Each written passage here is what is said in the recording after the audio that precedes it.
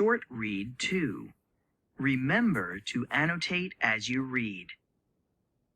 The Three Spinsters by the Brothers Grimm. There was once a girl who just would not spin. Her poor mother could not persuade her to work the wheel and make thread. At last the mother lost patience and screamed, "Ah!" She so scared the girl, she too screamed, "Ah!" At that moment the queen passed by. She swept into the house and asked what the screaming was for. The woman was ashamed to tell of her daughter's poor spinning ability, so she said, "I cannot stop her from spinning. She spins and spins and spins some more. I am poor and cannot furnish her with enough flax." The queen thought, then said, "My sons and I like nothing better than the sound of the spinning wheel. Let me take your daughter to the castle. I have plenty of flax. She shall spin to her satisfaction." At the castle, the queen showed the girl 3 rooms filled with the finest flax. "Now spin, and when you have spun a ton," said the queen, "you shall marry my eldest son." The girl was thoroughly terrified. She could not have spun the flax even if she lived to be 100 years old. "Oh, why did my poor mother say I could spin?" she said, crying herself to sleep.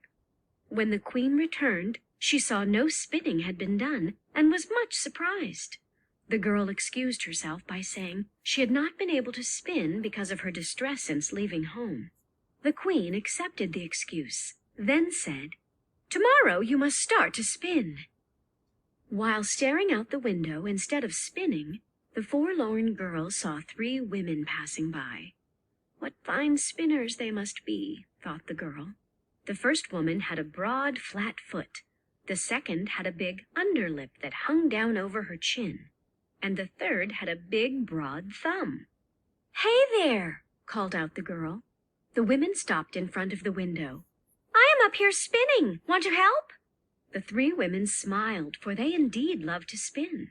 The women conferred, then said, "We will finish your spinning, but you must call us your cousins and invite us to your wedding." "Done!" cried the girl.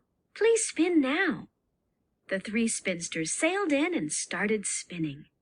The first drew out the thread and then moved the treadle that turned the wheel. The second moistened the thread, while the third twisted it.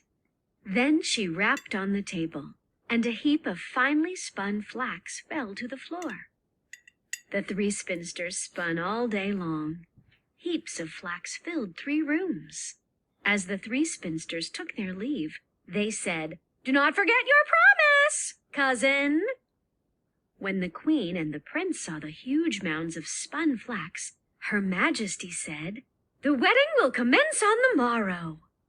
The girl then said softly, "I have one request. My 3 cousins have shown me such sweetness. I wish to invite them to the wedding." "Yes, why, yes, of course," said the queen.